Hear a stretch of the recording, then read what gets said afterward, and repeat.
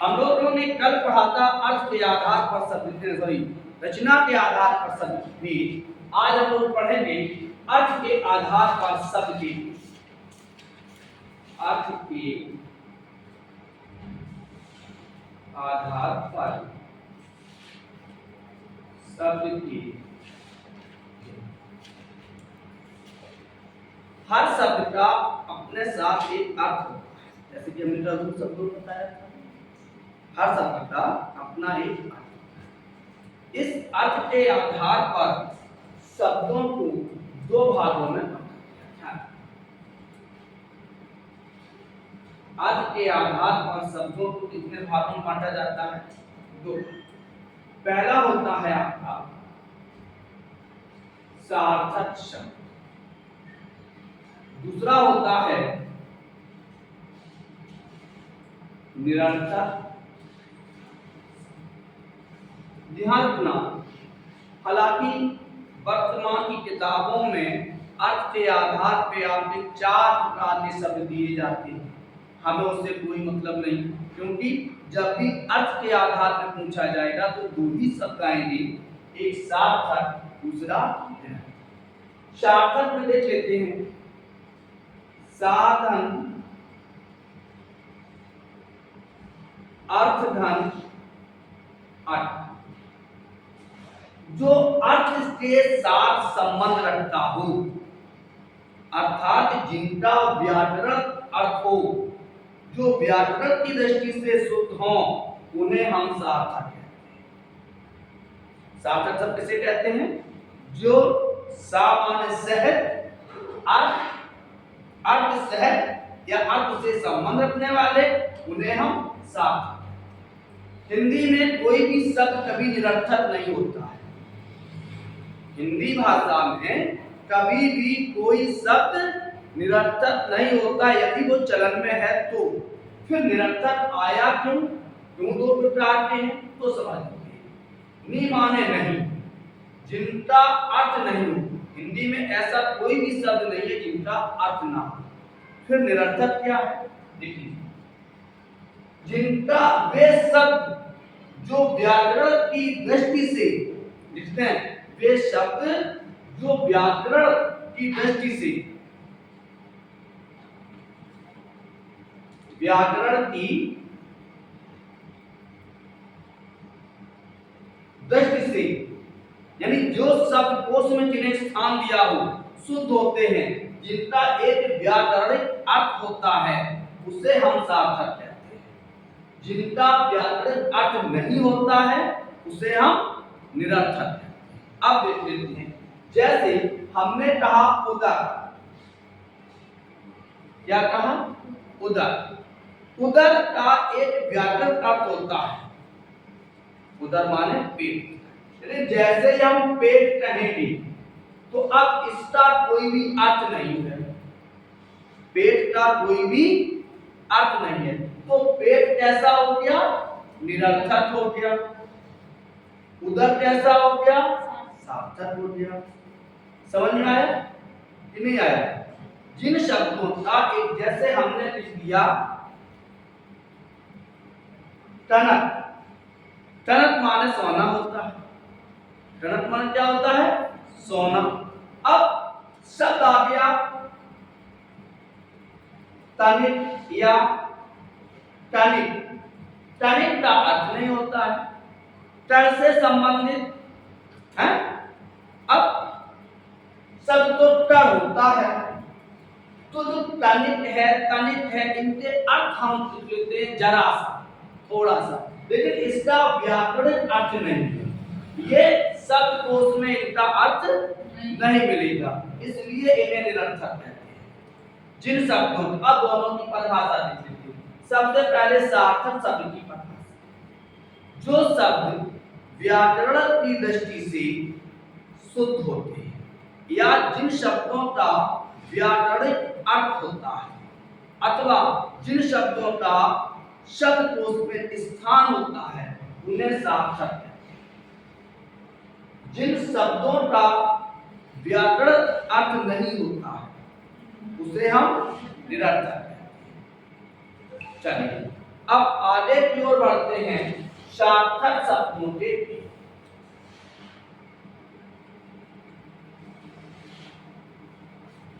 अर्थ के आधार पे चलते हैं सार्थक शब्द।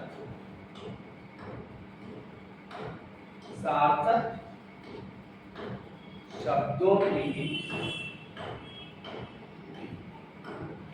याद रखना, सार्थक शब्दों के कोई निश्चित भेद नहीं है। किताबों में तो 4 दे दिए। कौन कौन से दे दिए? एकार्थी, समानार्थी, अनेकार्थी और विलोमार्थी। ये किताबों में। लेकिन सबसे पहले हम देखते हैं जितने भी तत्सम शब्द होते हैं वो सब कैसे होते हैं? सार्थक होते हैं, क्योंकि सभी का व्याकरण अर्थ होता है। तत्सम शब्द कैसे होते हैं? सार्थक। तत्व भले एक बार ना हो, लेकिन तत्सम शब्द क्या होगा? सार्थक होगा। हम लोग पढ़ते आएंगे हस्त, पद, मुठ, कमल, अट्टालिका, गृह, जल, इन सब का व्याकरण अर्थ नहीं, इन्हीं से विलट के बनी ना। लेकिन तत्सम शब्द कैसे होते हैं? सार्थक। नंबर 2,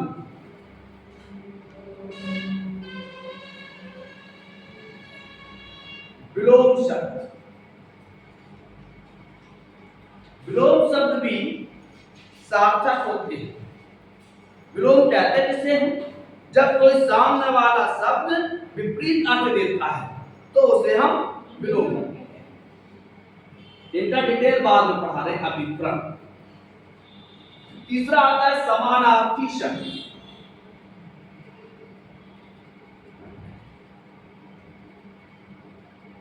ये भी आपके सार्थक शब्द होते हैं जो समानार्थी होते हैं, समान अर्थ देने वाले। जैसे हमने कह दिया जल, पानी, तो दोनों का समान ही अर्थ देगा, तो इससे समान पर्यायवाची किसे कहते हैं?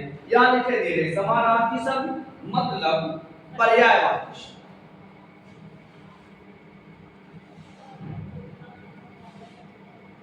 ये सब कैसे होते हैं?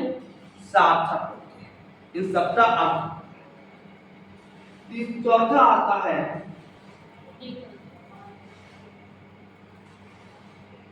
अनेकार्थी शब्द। यानी एक शब्द के जब अनेक अर्थ निकलते हैं तो उसे हम अनेकार्थी कहते हैं। जैसे मैंने दिया, चलो टनक लिख दिया, टनक। अब 2 अर्थ हो गए, सोना,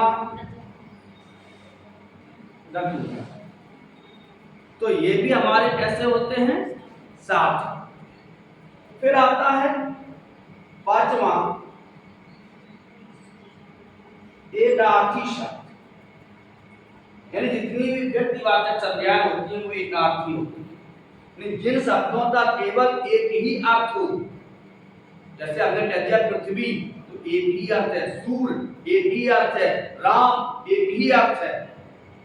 तो जिन शब्दों का एक ही अर्थ होता है उसे कहते हैं हम एकार्थी। आगे बढ़ते हैं इसी। फिर आता है आपका 6वां सूक्ष्मार्थी शब्द। सूक्ष्मार्थी शब्द ऐसे शब्द जिनमें बहुत कम अंतर, जिनमें जो सुनने जो एक जैसे होते हैं, अर्थ अलग होते हैं। जैसे शब्द है जल और पानी, पुष्प और फूल। इनमें देखो देखने में एक जैसे हैं, अर्थ अलग है। जल पवित्र होता है, पानी तो आंखों का भी होता है, नाले का भी होता है। पुष्प पवित्र होता है, ईश्वर पे चढ़ाए जाते हैं। फूल तो मरने के बाद भी होते हैं। तो ये देखने में इन्हें कहते हैं सूक्ष्मार्थी शब्द। ये भी कैसे होते हैं? सार्थक शब्द। इसके बाद आता है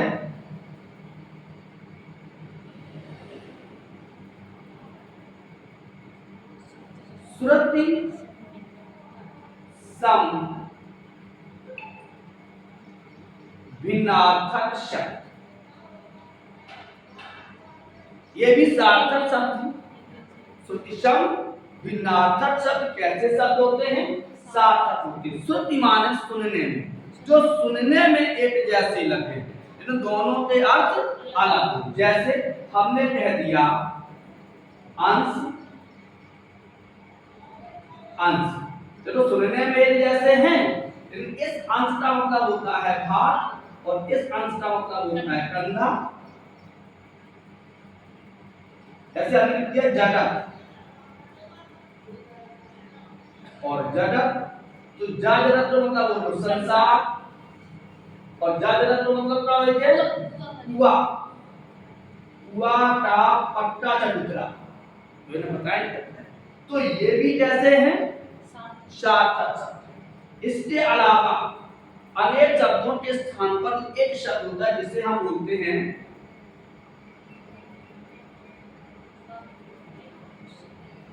वाक्यांश।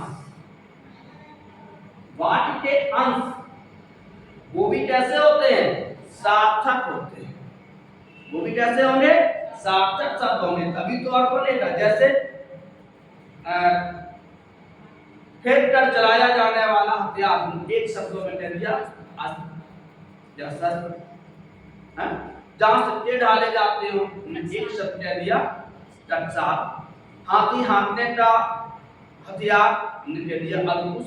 तो वो भी वाक्यांश भी हमारे सार्थक शब्द।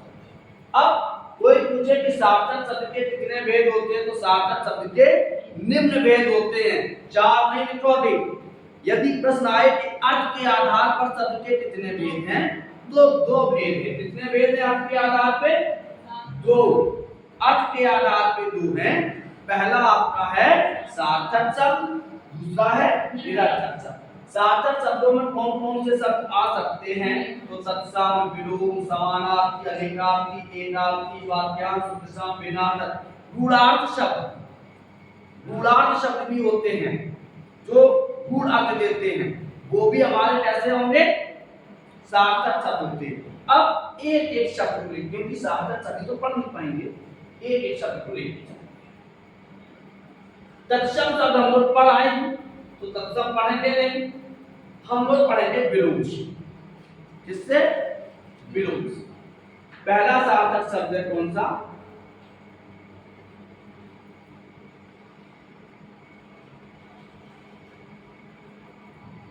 विलोम। विलोम क्या होता है? जब कोई शब्द अपने सामने वाले शब्द का उल्टा अर्थ देता है। जब कोई शब्द अपने सामने वाले शब्द का उल्टा अर्थ देता है तो उसे हम विलोम कहते हैं। हमने कहा अच्छा, आपने कहा बुरा, हमने कहा मीठा, आपने कहा कड़वा, तो ये क्या है? विलोम है। जैसे अच्छा गोरा, काला गोरा। काले हैं तो क्या हुआ? काले तो हैं, गीत आया था, अच्छा बुरा। अब इसको आगे लिखते हैं, विलोम शब्द कैसे बनते हैं? विलोम शब्द कैसे होते? तो जो विलोम शब्द 3 प्रकार से बनते हैं। एक तो वो शब्द, वो विलोम शब्द जो स्वतंत्र होते हैं, स्वतंत्र विलोम। ऐसा होता है स्वतंत्र विलोम। दूसरा होता है उपसर्ग निर्मित विलोम, जो उपसर्ग से मिलके बनते हैं। तीसरा होता है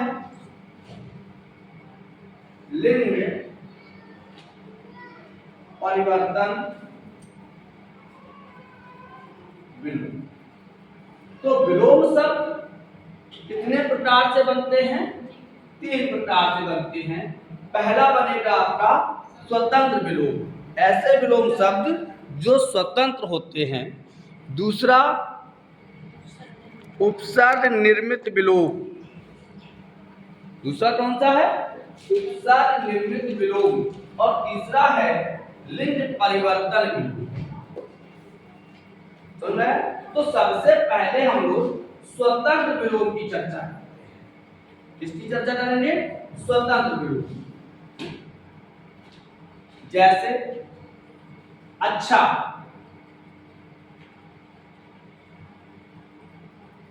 बुरा। अब स्वतंत्र विलोम होते क्या है? जिनमें कोई उपसर्ग या प्रत्यय न लगाया। अच्छा, ठंडा, गर्म, रात, दिन, आकाश, पाताल, अग्नि, जल। हाँ, ये बहुत ध्यान रखना है। एक चीज और सुन लीजिए यहाँ पे, जो बहुत ही मुश्किल है। आकाश का विलोम पाताल, पृथ्वी का विलोम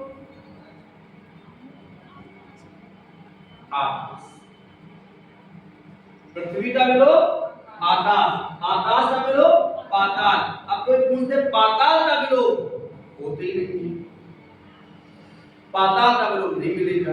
आप आकाश नहीं कह सकती, क्योंकि आकाश का विलोम पाताल होता है और पृथ्वी का विलोम आकाश होता है, तो पाताल का विलोम मिलेगा?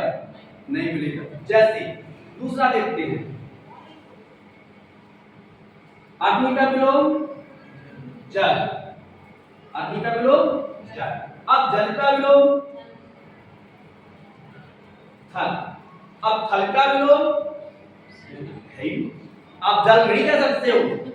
हाँ, जल का तो थल है, थल का जल नहीं होता। ये अब किताबों में तो लोग चाय जैसे कह देते हैं, लेकिन सही बात तो मायने में यही है। आप खुद देख लीजिए, आकाश, पृथ्वी का विलोम आकाश, आकाश का विलोम पाताल, पाताल का विलोम क्या आप आकाश कह सकते हो? नहीं कह सकते। यदि तलवा पूछा जाए तो तलवा, सब पूछा जाए तो तलवा। जैसे अग्नि का विलोम जल हो गया और जल का विलोम थल। आप लोग पूछते थल का विलोम है ही नहीं। अब हम मुसलियां भरू दे दें ना, जल हुई है, नहीं हो सकता। जल का थल हो सकता है, अग्नि का जल हो सकता है, लेकिन जैसे आग का विलोम आग, आग का विलोम पानी, अब जल नहीं होता। अब हम लोग करते क्या है, जब परीक्षा में आए और वहां लिखा जल का विलोम और हम लोग लिख दिया है अग्नि, कल क्या है अग्नि। अरे मेरो सही है, हमने कहा देखो अग्नि के सामने जल लिखो है, अग्नि के सामने जल लिखो तो जाए नहीं, देखो केवल जल लिख दिया है कि जल हमारा सही है, तो अग्नि के सामने लिखो। फिर पूछो टाइम लो तो जल को, और जल को विलोम का हो ये थल या स्थल हो ये थल या शुद्ध शब्द तो यही होता है, जल का स्थल होता है, थल नहीं होता। स्थल सा दोनों ने लाभा प्रकार हटा दिया, तो जल का स्थल, अग्नि का जल। चल आगे बढ़ते हैं। तो ये स्वतंत्र विलोम है। रुच, ठंडा, गर्म, रात, दिन, ये कैसे हैं? मोटा पतला, ऊपर नीचे, ये कैसे हैं? स्वतंत्र। फिर दूसरा आता है उपसर्ग निर्मित विलोम।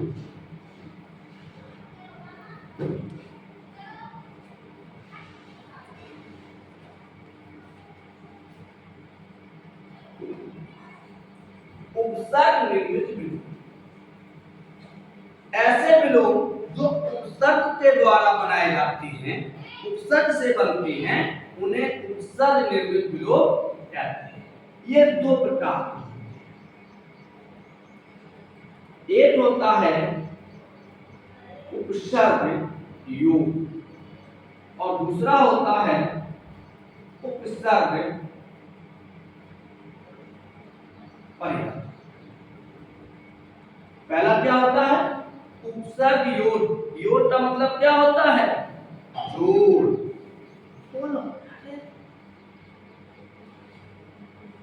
उपसर्ग मतलब क्या होता है? जोड़, और परिवर्तन का मतलब बदलाव। एक में तो हम उपसर्ग को जोड़ सकते हैं, दूसरे में उपसर्ग को बदल सकते हैं, दोनों में देती थी। जैसे मैंने कहा विदेश, देश, तो देश का विदेश, केवल हमने उपसर्ग को जोड़ा। मैंने कहा जन, आपने आ जोड़ दिया, अजन, उपसर्ग यू, क्या है उपसर्ग। कोई एक और बताओ, चल, अचल, चल, अचल। हम क्या करेंगे, केवल उपसर्ग को डर, निडर, नहीं जोड़ दिया। हाथ, जय, विजय, पराजय नहीं, विजय, विजय का पराजय होगा जाती, विजय का पराजय, लेकिन जय का क्या होगा, विजय। हम उपसर्ग जोड़े, गीता, जो हमने तुम चाय लिख दी है, या ठंड पे कह सकते, एक कप चाय मिल जाए तो जीवन सुधर जाए।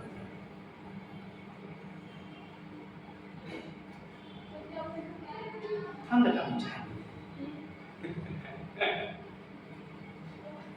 अब कोई चाय तो बुलाते ही नहीं, चाह है तो चाय है।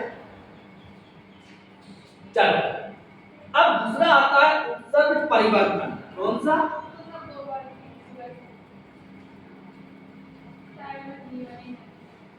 जब चाय बनेगा ना तो फोन कर दूंगा ना, चलेगा। हाँ, 2 दिन पकड़, तीसरे दिन जाता कहाँ से मरीज पड़ो भाई।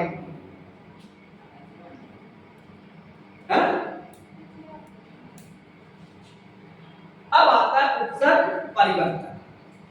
उपसर्ग परिवर्तन, परिवर्तन का मतलब होता है बदलाव। इसमें क्या होता है, मूल शब्द, जैसे शब्द है टूल, अब इसमें देखो, हमने एक शब्द जोड़ दिया अनु, तो शब्द हो गया अनु। अब हमें अनु का जो विलोम होगा वो होगा प्रति।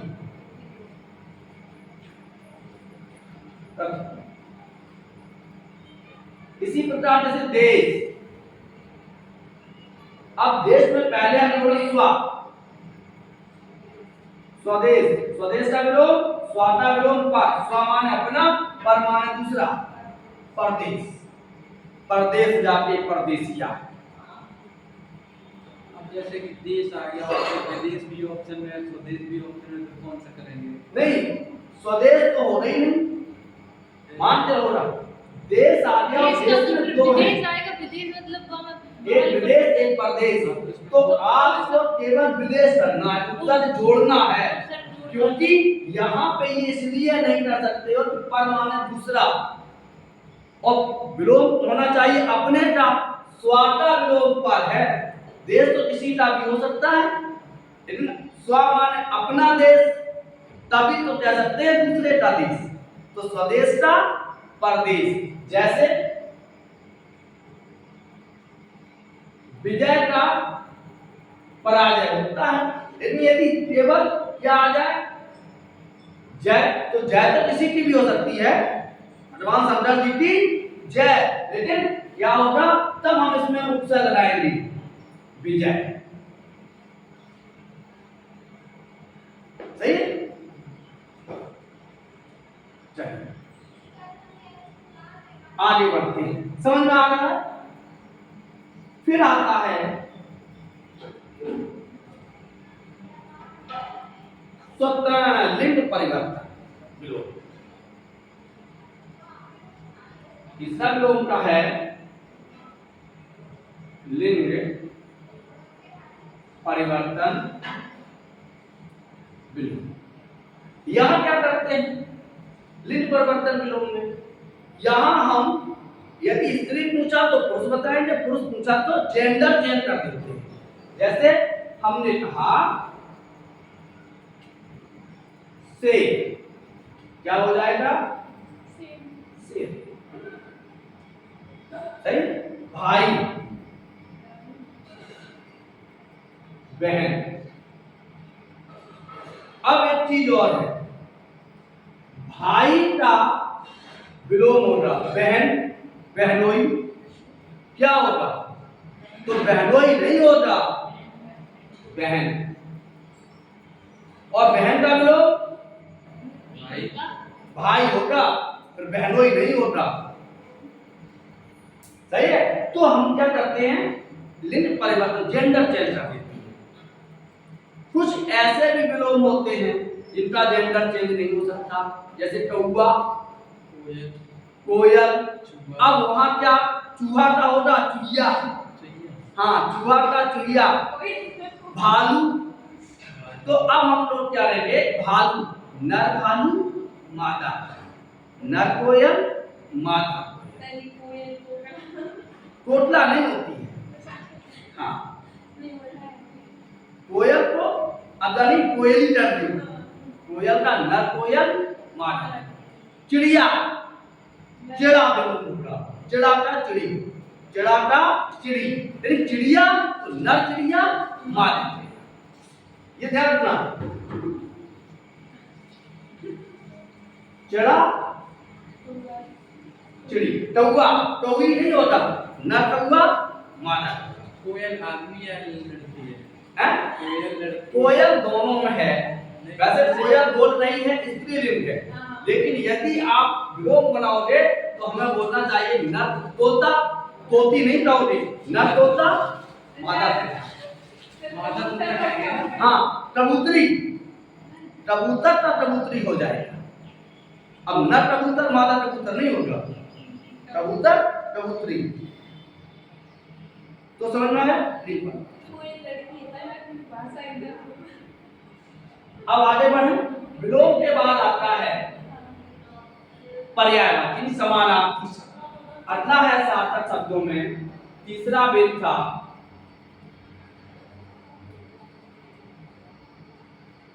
समानार्थी शब्द।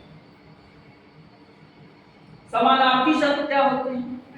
वेद, हाँ, पर्यायवाची, जो शब्द एक से एक ही शब्द के मतलब, हाँ, तो समान अर्थ देते हैं। ऐसे शब्द जो समान अर्थ देते हैं, जैसे जल, नीर, तोए, बारी, पानी। हाँ, तो ये क्या है?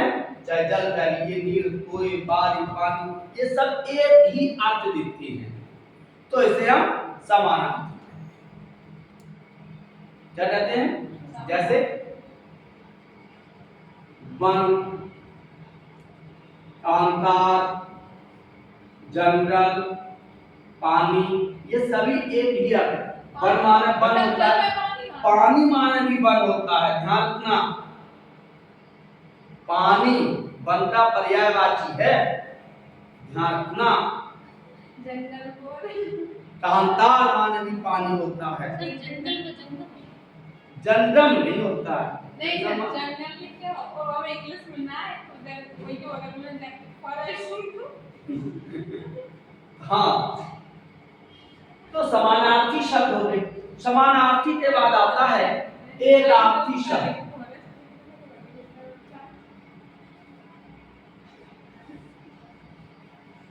एकार्थी शब्द जितने भी, अब एकार्थी शब्द की सबसे सरल परिभाषा, जितनी भी व्यक्तिवाचक संज्ञाएं होती हैं सबके एक अर्थ होते हैं।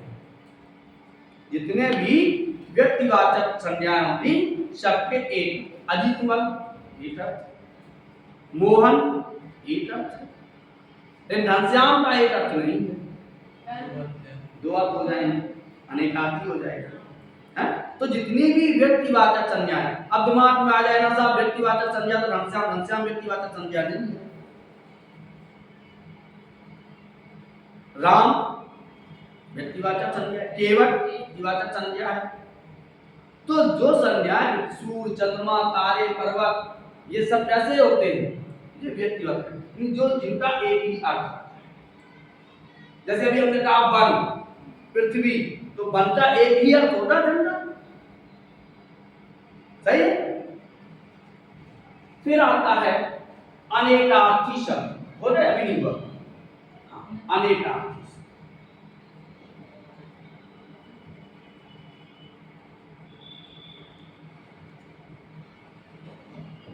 ये भी सार्थक शब्द होते हैं, और जब एक से अधिक अर्थ देते हैं, एक से अधिक अर्थ देते हैं तो उन्हें अनेकार्थी कहा जाता है। जैसे हमने कहा कनक,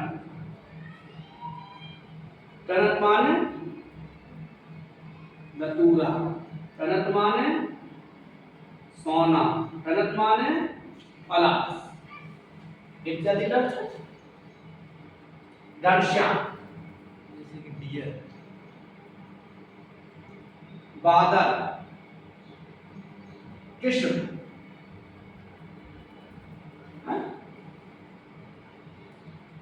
डियर, डियर माने प्रिय और डियर माने हिरण। स्पेलिंग वहां अलग अलग होती है, तो शब्द तो एक ही है। शब्द एक है। ऐसे बहुत सारी स्पेलिंग है, और उसके अर्थ अलग है। तो अनेकार्थी वो शब्द होते हैं, जैसे अंक, अंक माने गोल होता है, अंक माने साड़ी प्रदेश होता है, अंक माने साड़ी का छोर होता है। हाँ, अलग, अलग, अलग माने नेत्र, मेरु अलग कड़ा तो माखन रोटी खा गए। अलग माने नेत्र, अलग माने बाल, केस। बीती अल्पों से कपट नहीं बरसा की कुछ सुनते हैं, जल की कुछ सुनते हैं, संध्या सुंदरी में है, वर्षा सुंदरी में। तो अलग, अब एक अधिकरण दे रहे हैं तो इसे आप कहते हैं सारंग। जितने भी श्रेष्ठ अलंकार रूप में शब्दों का प्रयोग होता है वो सब अनेकार्थी होते हैं। समझ में आया? फिर उनको बाद में लिखवाएंगे बढ़िया तरीके से, अभी तो केवल पढ़ेंगे हम। अनेकार्थी के बाद आता है श्रुति शम भिन्नार्थक शब्द। श्रुति शम भिन्नार्थक शब्द जो सुनने में एक जैसे हों लेकिन दोनों के अर्थ अलग अलग। सुनने में कैसे हो? एक जैसे।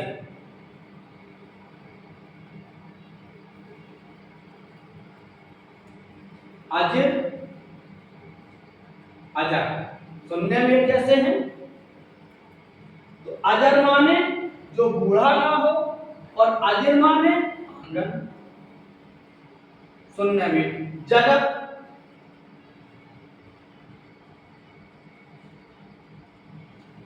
जगत, जगत माने कुएं का पट्टा चबूतरा, और जगत माने संसार, कुछ, टच,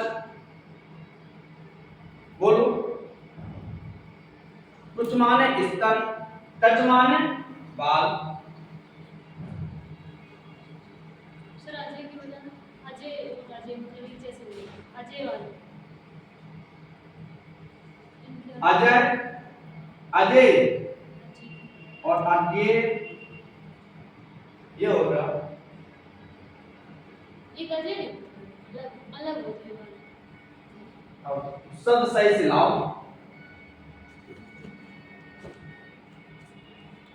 तो जो शब्द सुनने में एक जैसे हो, जैसे अंत, अंत, अंत माने समाप्त और अंत माने ऊंचा। अति, अति दोनों में अंतर है। तुमने अति धारा की बहुत ज्यादा परेशान करना, अति माने बहुत अधिक। तो इन जो शब्द सुनने में एक जैसे हों उन्हें हम सूक्ष्म भिन्नार्थक शब्द कहते हैं। इसके बाद वाक्यांश भी आते हैं जो अनेक शब्दों के स्थान पर एक शब्द भी बताए। अब चलते हैं निरर्थक शब्द। क्लियर है? निरर्थक शब्द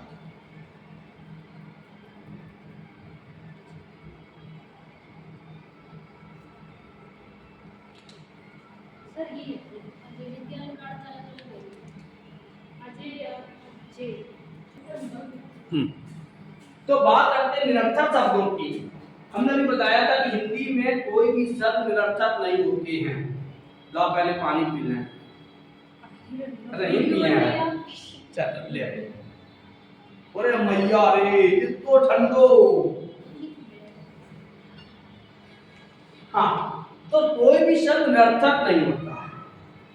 लेकिन वे शब्द, अब इसकी परिभाषा है, जो शब्द व्याकरण की दृष्टि से अशुद्ध होते हैं उन्हें हम निरर्थक, या वे शब्द जिनका व्याकरणिक लेखा जोखा ना मिलता हो।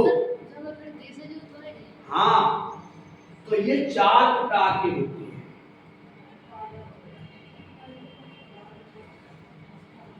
स्वतंत्र निरर्थक शब्द, इनमें अधिकतर आपके देशज शब्द होते हैं जिनकी उत्पत्ति का पता नहीं। पेड़, हाँ, लोटा, गड़ई, टुरिया, बिलिया, थरिया, पगड़ी, गुड़गुड़, हाँ, पगड़ी निरर्थक शब्द।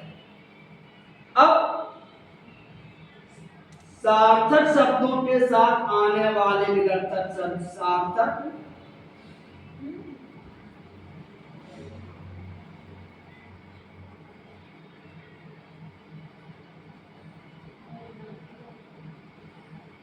सार्थक शब्दों के साथ आने वाले निरर्थक शब्द, चाय वाय, रोटी रोटी, पानी आनी, यहाँ हुआ, ये क्या है? ये हमेशा सार्थक शब्दों के साथ है। जैसे आए तो भाई चाय वाय हुई, खाना वाना हुआ, और रोटी रोटी करना तब चले। तो रोटी है, ओटी का है, चाय है, वाय का है। ये कैसे हैं? सार्थक शब्दों के साथ आने वाले निरर्थक। फिर आता है ध्वन्यात्मक निरर्थक, ऐसे शब्द जो किसी ध्वनि से, जैसे गुड़गुड़, गड़बड़, खटखटाना, पटपटाना, सनसनाना, ये क्या है? ध्वन्यात्मक निरर्थक। फिर आता है अनुप्रात्मक निरर्थक।